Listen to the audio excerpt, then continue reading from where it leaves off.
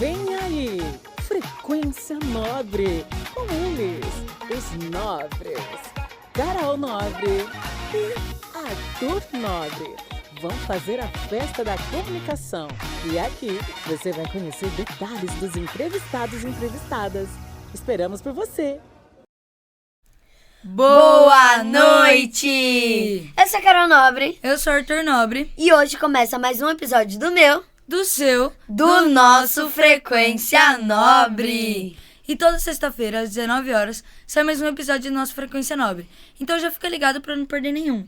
Isso mesmo, em todo episódio nós trouxemos pessoas super especiais. E é claro que hoje não vai ser diferente. Mas antes da gente revelar quem é, já não se esqueça de se inscrever no canal, curtir, comentar e ativar o sininho de notificação pra não perder nenhum vídeo. Compartilhar esse vídeo aqui pra todos os seus amigos. É isso mesmo. E antes da gente acabar com esse mistério, a gente tá fazendo o nosso podcast em um lugar muito especial. Fala um pouquinho mais pra eles, Carol. Isso mesmo, a gente tá gravando Frequência Nobre aqui na Casa da Líria. Um espaço maravilhoso onde você pode expressar a sua arte aqui em Guarulhos. As informações estarão aqui na descrição pra quem se interessa. Vamos falar logo quem a gente trouxe? Vamos. Nós trouxemos a Cíntia! Oi, gente. Cíntia, tudo bom? Tudo bem? Obrigada pelo prazer. convite. Ai, o prazer é nosso. Tô muito ansiosa para conhecer um pouquinho melhor sobre você. E você tá pronta para as perguntas? Eu não sei. Dá tempo de desistir, Carol? Não, tô aqui, vamos se jogar. Super legais.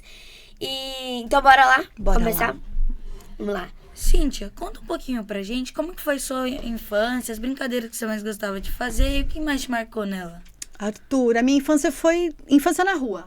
A gente podia brincar na rua. Nós tínhamos muito amigos. Diferente um pouco de hoje em dia, né? Então, a gente comia na casa dos amigos. Então, a gente brincava o dia inteiro na rua, comia um na casa de um, na casa do outro. Chegava em casa suado ou quando meu pai assoviava. Então, o nosso comando de voltar para casa é quando ele punha os dedos na língua e assobiava, que eu não sei fazer. Então, a gente ouvia e saía correndo de onde eu estivesse para voltar para casa. Mas era uma infância muito natural, muito gostosa, né? De pular corda, de brincar. É que hoje em dia também já não é mais tão seguro ficar na rua, Não né? E na minha As época, coisas mudaram. os meus pais trabalhavam e a gente ficava muito sozinho. Então, era um cuidando do outro. 7 irmãos. Então, era uma família muito grande, né? Então, a gente ficava o dia inteiro na rua. Quando a minha mãe chegava, é um segredo, que hoje, se ela estivesse viva, ela ia descobrir. A gente tinha que manter a nossa casa limpa. Então, a gente brincava o dia inteiro na rua. Tipo, 2 horas antes dela chegar, a gente corria pra casa, todo mundo. Cada um varria uma casa, um pedaço da casa, lavava a louça e deixava tudo limpinho, para que quando ela chegasse, tivesse tudo limpo. Ela até pensa que a gente ficava o dia inteiro limpando a casa, mas não era combinado. 2 horas antes a gente subia e limpava tudo, porque a gente era obrigado a manter a casa em ordem. E assim, quando você era criança, você já imaginava que você seria mãe e profissional e criadora de um método que ajuda tantas famílias? Quando você era criança, você queria ser o quê? Eu queria ser professora. Então, eu dava aula para minhas bonecas, eu punha elas sentadinhas, fazia lousa. Então, eu queria ser professora ou médica. Mas olha, para você ver, né, a minha criação hoje, né, que eu acho que você vai falar sobre isso, tem a ver com o cuidado. Então, eu, professora ou médica, eu queria cuidar de crianças, cuidar de pessoas. Então, o meu sonho era esse, era dar aula ou ser médica. Ah, entendi. Mas era uma delícia. Super legal. E hoje, só para complementar, a Casa da Madrinha, que é um projeto que eu criei, que é um espaço terapêutico, cuida de crianças. Então, às vezes a gente pensa, Carol, que quando a gente é criança, os nossos sonhos de alguma forma vão se perder. Não vão. Tudo que você e o Arthur querem para a vida hoje, provavelmente vai reverberar em algum momento lá no futuro de vocês. Por isso, se tem sonho, sonha mesmo, porque de alguma forma o universo vai ajudar para que vocês concretizem. Sim. E você sendo mãe, esposa, coach, palestrante, qual dessas você mais ama exercer? Qual dessas funções? Ai, difícil, porque Você é terapeuta também. sou né? terapeuta Ela é de comportamental. tudo, gente, maravilhosa. Mas tá tudo a ver aí com o cuidado, se você parar pra Sim. pensar, né? Então, eu vou tentar resumir um pouco pra vocês como eu entrei no mundo terapêutico, tá? Tudo bem? Posso falar? Pode. Claro. Eu venho de um mundo corporativo. Então, a minha primeira faculdade foi administração de empresas. Então, eu trabalhava no mundo de TI e telecomunicações.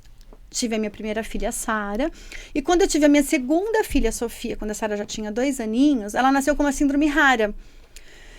E com o nascimento da Sofia, eu acabei descobrindo um novo mundo, que é o mundo das mães que vivem em hospital e terapia e procurando ajuda para suas crianças que são atípicas, que têm síndromes, que têm TEA, que têm uma condição física limitada.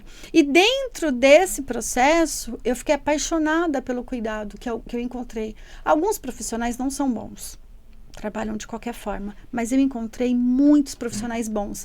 E dentro do processo da Sofia, que, não sei se ela vai andar, não sei se ela vai escrever, não sei se ela vai aprender, eu tinha decidido, por isso que respondendo a uma das suas perguntas, né? Qual que você gosta mais? Terapeuta, mãe? É muito... Uma coisa complementa a outra, porque como mãe eu decidi que a Sofia ia andar, que a Sofia ia falar, que a Sofia ia comer e que a Sofia ia estudar. Então, eu acabei saindo do meu trabalho para me dedicar a ela. E fiz isso durante 16 anos, né? Ela está com 17 anos agora.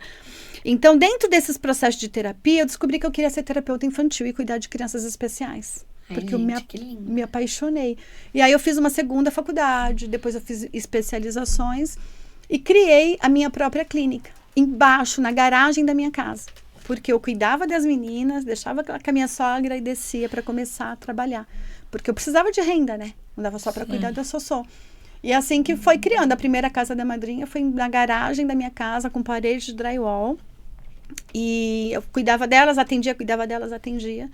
E foi assim. Então, assim, Cíntia, o que você prefere mais? Como mãe, eu acho que eu já fiz boa parte do papel. A Sara tá com 19, a Sofia tá com 17.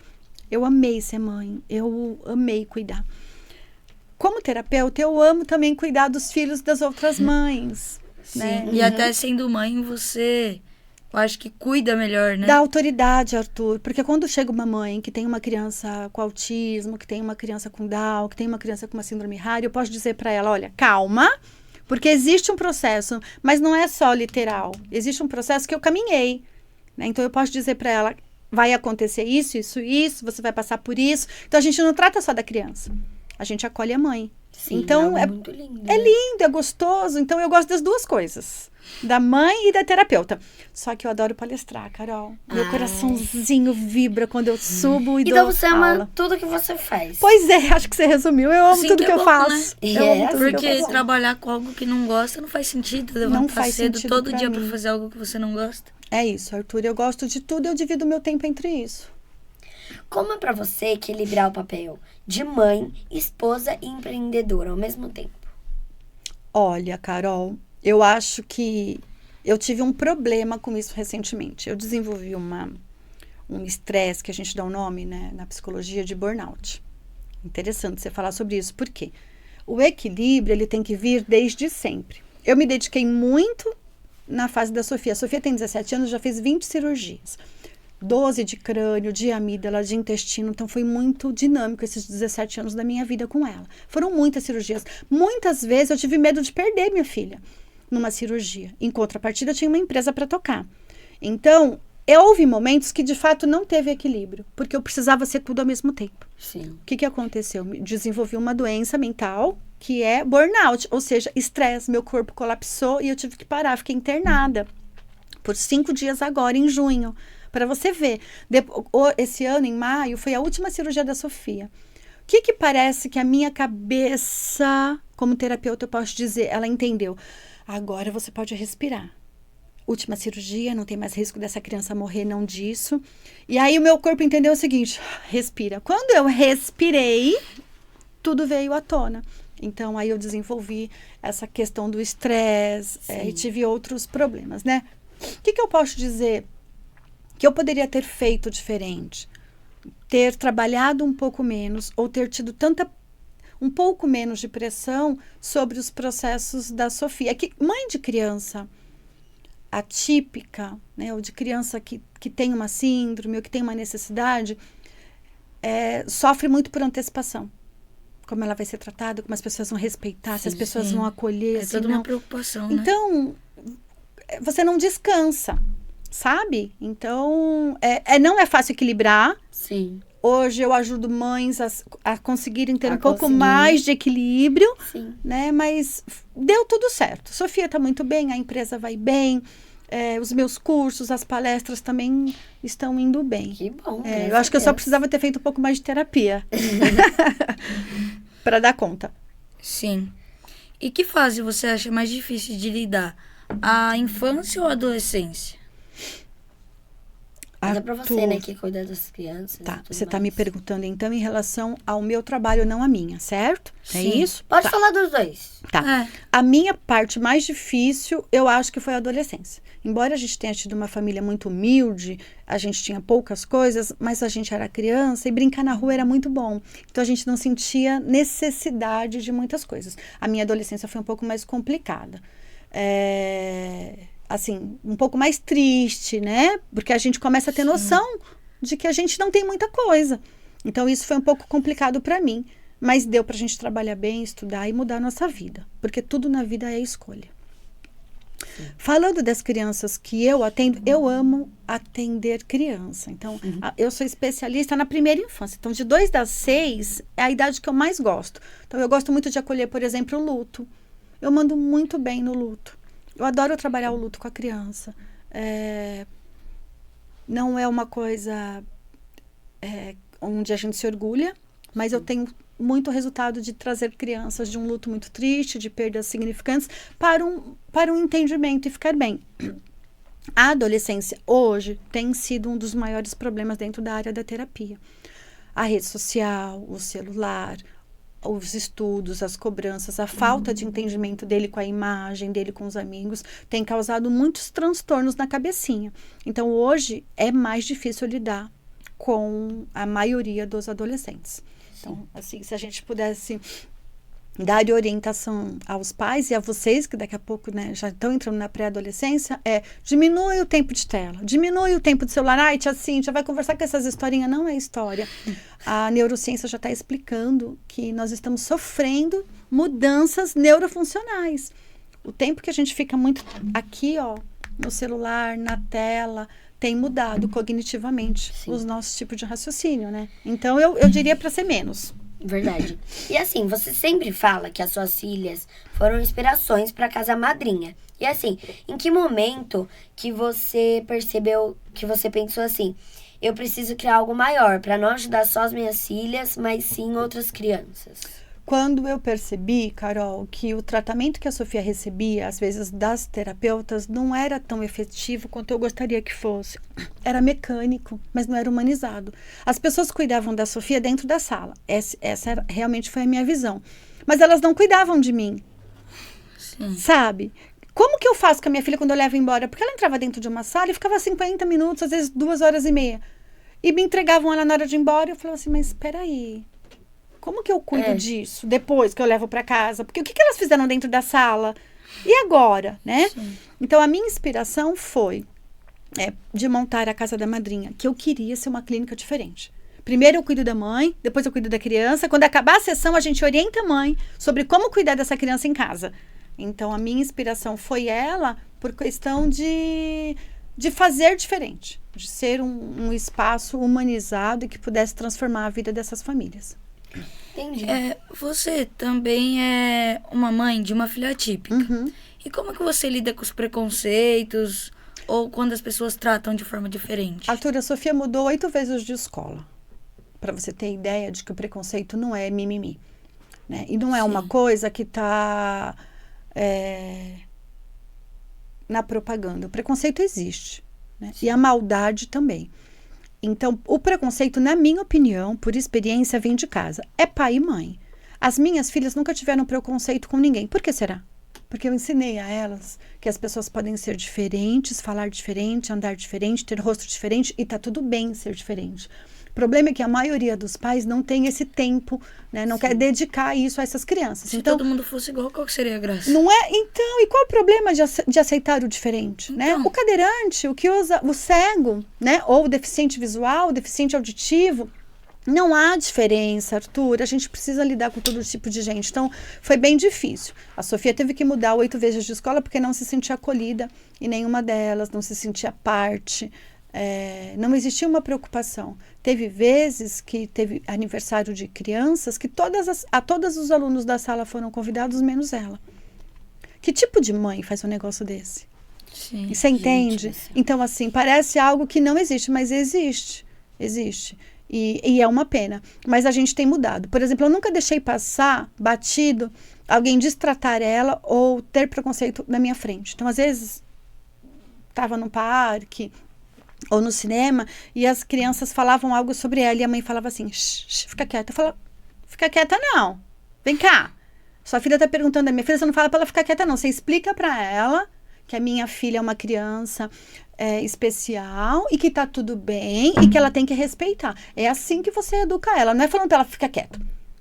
Porque assim, pode ser que seja uma forma um pouco rígida ou implícita minha, mas não é. É meu papel também educar os pais que não sabem educar os seus filhos.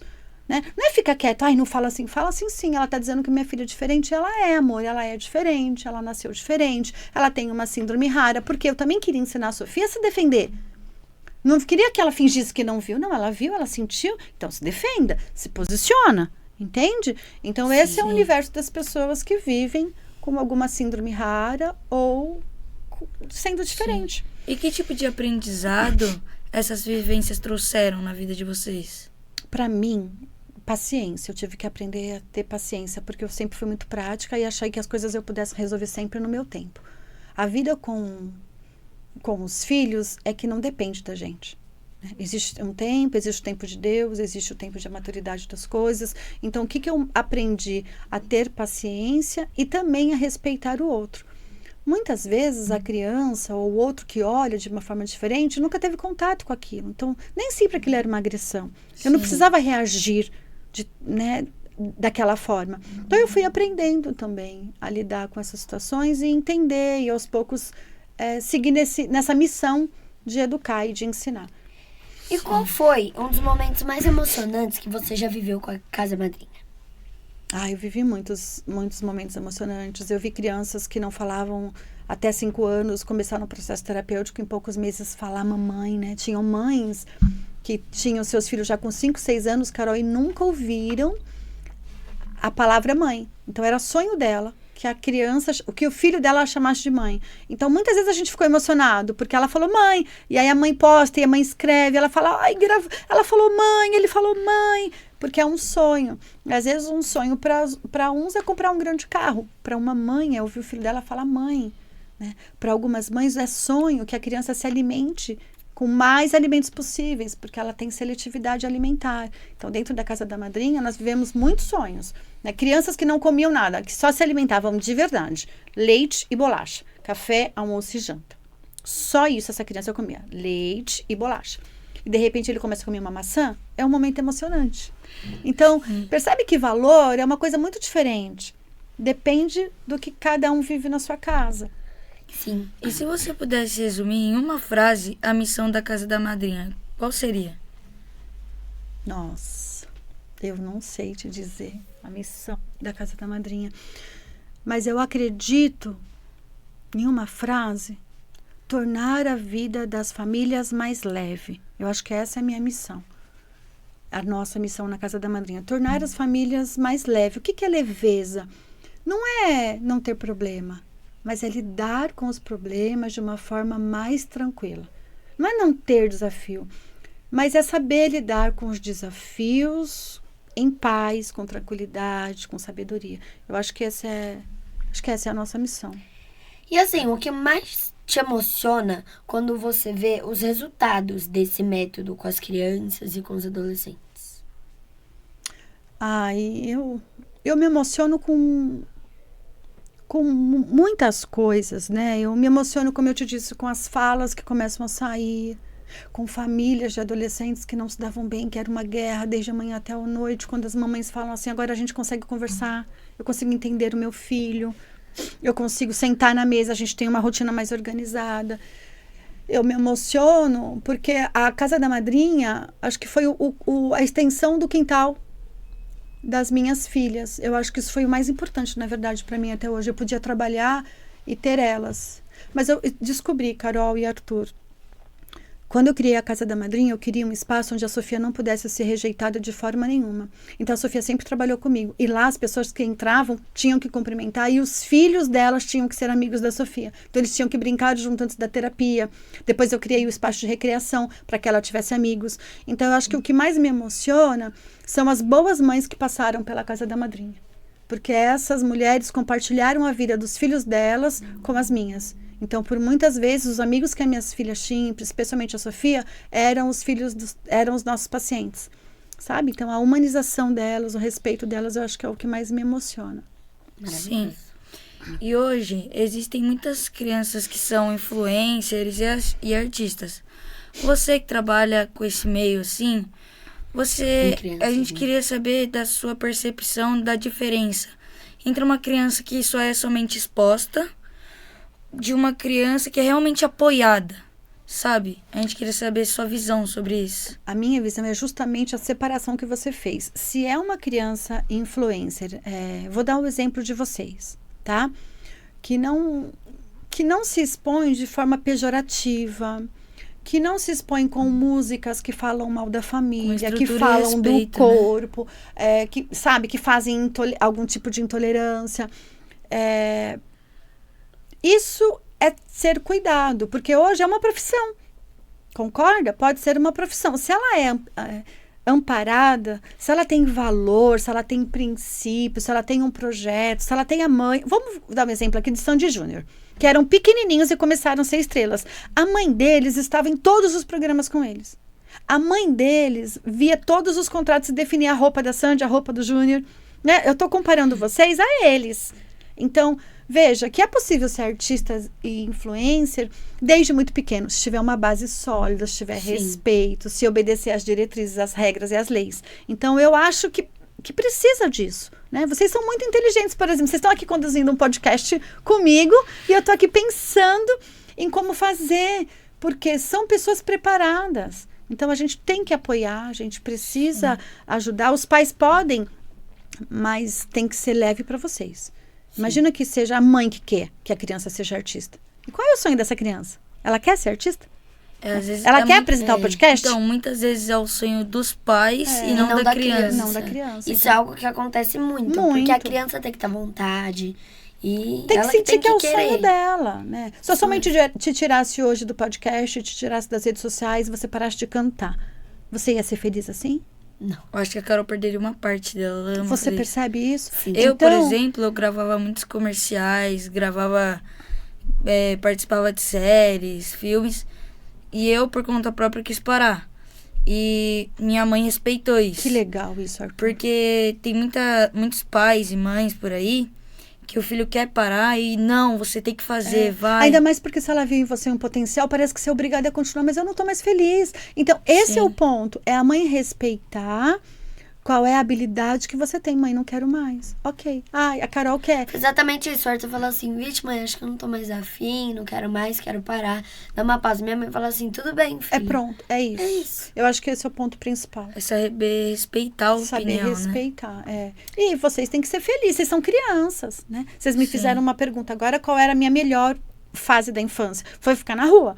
Se a sua melhor coisa da infância é fazer um podcast, é cantar, e você vai levar para a vida toda. Então tem que fazer sentido desde já. Sim. Isso mesmo. E assim, eu acho que vocês sabem, mas recentemente eu perdi o meu Instagram. E pra você, qual é o impacto disso na vida de uma criança, de artistas, né? De uma família que constroem tanto amor, né, a esse espaço? Carol, posso devolver a pergunta? Como você se sentiu quando tiraram o seu Instagram? De verdade, você se sentiu? Ai, eu chorei. Eu Por chorei quê? muito. Por que muito você triste. chorou? Porque eu acho que ali é uma parte de mim. Eu gosto de conversar com os meus seguidores, mostrar meu dia a dia. É a algo que sua eu vida. realmente gosto. É a sua vida. Mexeram nela, né? Então, veja, quando a gente fala só do Instagram, da rede social, parece muito pouco. Como você se sente quando tiram? Não sei. Como você se sentiu? Porque é parte da sua história, é o seu trabalho, era o seu portfólio. era o seu, né? Você vê, minha filha te conhecia através de uma apresentação que você fez no colégio dela, ou seja, você já tem uma carreira, você está construindo um caminho. Então, nesse caso, eu acho um absurdo, porque colocaram todo mundo num bolo só. É criança, tá na internet, derruba. Mas não houve um estudo. Sim, era isso que eu ia falar. Sobre né? Existe uma apologia à violência, existe uma criança que está sendo sensualizada? Não pode, eu sou contra, porque a lei da proteção contra a criança tem que existir. Sim. Só que no caso de vocês, são crianças artistas, né? E não existia nada que pudesse derrubar. Isso Sim. mesmo, porque a gente nunca postou nada de errado, nada ilícito, nem nada. Porque assim, tem sim conta de crianças que postam coisas erradas. E aí sim, tem que observar, porque... Eu também acho. É, Tem que é denunciar, isso, né? Tem que denunciar porque e é tudo uma mais. proteção. Mas também, que nem o meu perfil, eu postava dica de leitura, que eu amo ler, inclusive. Então, eu mostrava livros, nunca nada de errado. Então, eu acho que é algo que deveriam rever. Não Mas colocar eu todo acredito mundo que vão conseguir dentro do rever mesmo o seu, saco. Isso o que seu você falou. Insta, os seus, e você vai voltar. Isso que Se você Deus falou de quiser. colocarem todo mundo no mesmo saco, eu penso a mesma coisa. Porque recentemente teve toda essa repercussão, né, de adultização de crianças. E não só como a da minha irmã, contas de várias crianças que não eram adultizadas, postavam coisas legais, produtivas, caíram. Divertido, criativo, né? Isso afeta na vida da criança, Com né? Às certeza. vezes era algo que a criança gostava de fazer. Porque, Algo por exemplo, meu refúgio mental é jogar bola. O refúgio mental da minha irmã é postar vidinho, é mostrar as Cantar. maquiagens que ela comprou, O trabalho, pintar. cantar.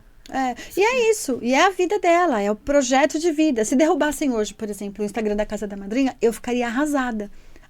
Arrasada. Por quê? Porque é a minha história, é o que eu estou construindo, é o meu trabalho, é o seu trabalho, Instagram, né? Então, eu acho que precisa rever. Mas eu entendo também que foi um boom que deu, existe muita gente fazendo coisa errada, colocaram todo mundo dentro do mesmo bolo e pronto. Mas eu tenho certeza que os seus responsáveis vão conseguir reverter essa situação e você vai voltar Amém, com todos se os Deus seus quiser. seguidores. Sim. Mas enquanto não volta, Carol, sabe o que você faz? Continua brilhando. Acha Verdade. outras possibilidades Isso e voa. mesmo, porque assim, o meu Instagram caiu, né, minha conta do Instagram. Mas assim, de resto, todas as plataformas eu tô super ativa, postando aí. meu conteúdo, É isso. conversando com o meu público. É isso. E vamos seguir em frente. É isso mesmo. Boa. E Ninguém com- vai derrubar quem nasceu pra brilhar. É isso Ponto. mesmo. Isso O Instagram caiu, mas ela segue aqui firme e forte. É isso mesmo. Isso mesmo. Muito bem. E que conselho você daria para pais que estão inseguros com a educação dos filhos? Educação tem a ver com lar. Lar tem a ver com diálogo. Diálogo tem a ver com tempo. E tempo a gente precisa abrir mão para ter. Às vezes, a educação não acontece da forma que a gente quer, mais hoje em dia, porque não tem tempo de diálogo. Né? Tem pais que não conhecem o corpinho dos filhos. Tem pais, Arthur, que não têm acesso ao celular, não tem senha do celular dos filhos. Então, para a gente ter uma boa educação, a gente precisa voltar a ter uns padrões de autoridade como existia lá na minha época, né? Onde o pai falava e o filho obedecia. Hoje em dia, com essa globalização e educação positiva e criança decide, se perdeu um pouco desse respeito. Então, se a gente tentar educar como antes, a gente vai pecar, porque a gente vai ser muito rígido. Se a gente tentar educar como agora, a gente vai negligenciar. E as crianças vão ter direito de fazer escolhas que elas nem vão saber como escolher, porque são múltiplas, né? São muitas. Então, o que eu diria para os pais? Volta um pouco da autoridade do seu pai e da sua mãe. O que é autoridade? É dizer, quem manda aqui sou eu. Quem manda em casa? Pai e mãe. Casa que quem manda é criança, não tem felicidade. Porque criança sem limite não é feliz. Verdade. Tá? Se você fizer tudo o que você quer dentro da sua casa, você vai achar que sua mãe não te ama. É isso que eu vejo na terapia. Mas vão para Paris, vão para Disney, tem todas as roupas, celulares de última marca e são tristes. Por quê? Porque não tem limite, não tem amor. Na hora de deitar, não tem conversa. Como foi o seu dia, minha filha? O que você passou? A hora da janta é hora de jantar. E hora de jantar é comunhão. O que é comunhão? Conversar. Se você não dedica tempo para conversar, para estar junto, a educação vai falhar. Sim. Ponto. Você já ouviu falar dessa educação positiva? Sim, Você tem um você master concorda? nisso. Eu concordo em partes. Você quer ver um modelo de educação positiva? Arthur, eu tenho esta e esta opção. Qual delas você quer? quero a câmera. Pronto. Isso é uma educação positiva. Eu, como mãe, te dou 2 opções e você escolhe. O que não é educação positiva? Arthur, pega o que você quiser aí, vamos. Não, isso não é educação positiva. Isso é dar liberdade demais para alguém que não sabe decidir. Tem que ter limite. Tem que ter limite. Com Então, certeza. eu decido se você vai de vestido ou de calça. Porque se tá frio, né? Então eu falo, filha, eu tenho aqui 2 calças, a jeans ou a leg. Qual você quer ir? Eu dou a opção de escolha porque eu quero um filho autônomo. Mas eu não deixo ela fazer o que ela quiser. Porque isso não é saudável. Com certeza. Entende? Então eu gosto Sim. da disciplina positiva Mas em partes. com autoridade. Embasada. Não essas pessoas que fazem cursinho de 20 horas na internet e querem educar os filhos Sim. do jeito... Não. Porque aí eles vão se perder. E aí a gente vai ter uma adolescência, como o doutor Augusto Cury diz, como parafusos de geleia. Aperta um pouquinho, destrói. Sim. Só para concluir esse raciocínio, a gente nunca teve na história tanto índice de crianças e adolescentes querendo cometer suicídio. Por que as crianças querem cometer suicídio, os adolescentes? Porque eles não se sentem felizes, eles não se sentem pertencentes, eles não sentem que fazem parte de uma família. E para ter família, eu volto. Precisa de tempo, precisa Sim. ter limite, precisa ter autoridade. Entende? Sim. Eu tenho que saber que quem manda na minha casa é pai e mãe.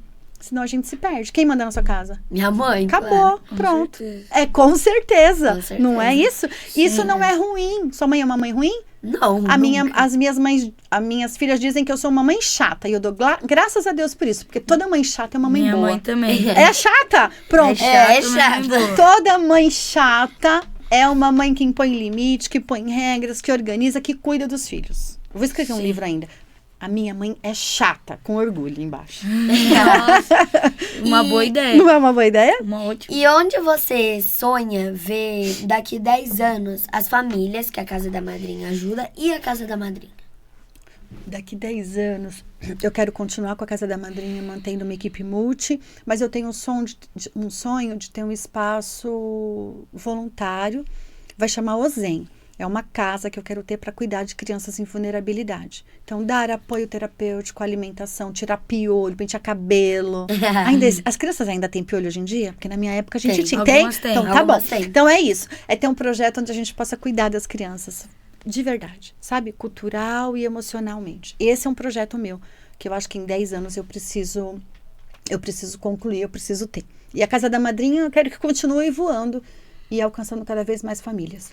Ai, arrasou. E agora, A gente Cíntia? vai mostrar, algumas fotos. fotos. E você fala o que você estava sentindo, o que estava acontecendo ali no momento. Tá bom? Onde você tava? Conta pra gente. Oh, essa é a Sofia, gente. Ai, A gente que estava no sítio da minha irmã. Fofinho. E- O chapéuzinho. que E ela tava posando de Tipo, modelo, bonitinho. então tiramos várias fotos nesses dias. A gente estava construindo aí a identidade da Sofia, né? Sim. Então, para ela se reconhecer como pessoa e ter orgulho de quem ela era, dos cachos, do cabelo, do sorriso. É muito linda essa foto, eu amo. É mesmo?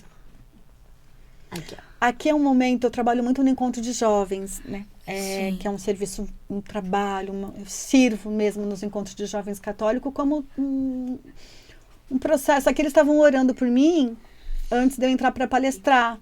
Então, o encontro de jovens faz parte da minha vida há 23 anos. A minha mãe Demais. também, né? Eu conheci sua mãe, a gente participou de alguns encontros juntos. Não sabia. Meus amigos são todos do bem. Porque a minha mãe, gente, a tia Cíntia, elas se conhecem desde a adolescência. Desde a né? adolescência, bem. Antes de. Um pouquinho mais velha que você, assim, a gente se conheceu. E essa faz lembrar realmente o nosso momento de adolescência, assim. Essa é a minha mãe. É com ela que eu aprendi tudo na vida. Quando eu descobri que a Sofia ia ter uma síndrome muito rara, eu cheguei chorando em casa. E disse pra ela, mãe, a Sofia vai nascer com algo e tal, não sei o quê. E naquele momento ela disse, e você tá chorando por quê? Eu falei, mas você não ouviu o que eu falei? Ela falou, eu ouvi, qual o problema? Então, assim, a minha mãe era aquela que lidava com os problemas. É sua filha, ela tá aí, ela vai nascer e você vai ser a melhor mãe que você puder pra ela. Agora, você vai ficar chorando? Ela precisa de uma mãe assim? Então, ela falou desse jeito. Se você ficar chorando desde já, coitada dessa menina. Então, reage, minha filha. Então, foi com ela que eu aprendi a ser mãe. Linda. Aí. Essa é a Sofia, em uma das cirurgias dela. A Sofia fez cirurgia na cabeça, tá toda enfaixadinha. E nós levávamos para o hospital o kit de brinquedo dela, as bonecas dela, boneca, as que o massinhas. carrinho. Então eu pedi um carrinho de bebê lá, a gente causava no hospital para que ela se sentisse bem. A vida dela ia ser de cirurgias durante muito tempo. Então, o que a gente precisava fazer? Tornar esse momento leve. Você tem que operar, minha filha. A gente não tem escolha. Ela tinha hidrocefalia. Então, tem coisas que serão... Ó, tá vendo os acessos no bracinho ainda, ó, para tomar medicação. Então, era um momento difícil. Mas como a gente podia tornar mais leve? Levar o mundo dela de casa para o hospital. E era isso que a gente fazia. Ai, maravilhoso. Que fofinho. Gostoso, né? Bom, essa foto é recente. Eu tinha muita vontade de conhecer Olambra, porque eu amo flores. sim. E tava tendo agora essa semana, a última semana de exposição. E eu fui conhecer lá. Primeira vez que eu fiz uma viagem sozinha, com as minhas filhas já grandes. Assim, eu falei, vou fazer uma viagem de um dia e passear. E foi muito importante para mim. Linda. Essa é a casa da madrinha. É um espaço onde é tudo colorido, muitos bichinhos jogados pelo chão. Casa da madrinha, porque eu tenho 12 afilhados. Eu sou madrinha de 12 crianças. Olha! E quando eu estava pensando no nome para criar na minha clínica, parece que Deus assim sussurrou no meu ouvido. Casa da madrinha. Porque a minha casa sempre foi a casa onde é a Páscoa? Casa da madrinha. Onde vai ser o Natal? Casa da madrinha. Onde a gente vai fazer o churrasco no domingo? Casa da madrinha. E aí eu falei assim, gente, a minha clínica tem que chamar a Casa da Madrinha, porque é o lugar onde eu quero que as pessoas venham e fiquem, e baguncem, e na hora de ir embora, organizem. Eu sou tia chata, pode bagunçar, mas antes de ir embora, bota tudo no lugar. Então é por isso que veio o nome Casa da Madrinha. Ai, que lindo, olha, gente, o espaço, que coisa mais É uma fofa. graça. Esse é o meu livro. Aqui, gente. Eu criei um livro. Então, além de tudo, você também já é escritora? Escritora. Gente, ela é muito funções. Eu criei esse livro, ó, Disciplina e Limite com Afeto e Compaixão. Então, dá pra gente ter limite com compaixão, com amor e carinho. Nesse livro tem mais de 17 anos de experiência no meu laboratório com as minhas filhas e muita experiência de clínica, que é fantástico mesmo. Foi um sonho que saiu do papel. Sim. E esse livro lançou quando? Foi em que ano? Em setembro de 24, eu tinha um sonho de lançar um livro. Porque eu não gosto de sonho pequeno, cara. Eu gosto de sonho. E eu queria lançar na Bienal do Livro. Então, eu consegui uma editora que publicasse o livro, tivesse tarde de autógrafo. Arrasou, né? Arrasou mesmo. E aí eu quis lançar lá. E assim, é um livro que ele traz um pouco da teoria e cada capítulo traz a prática. Então, exercício. Como conversar com crianças difíceis? Como colocar rotina em casa?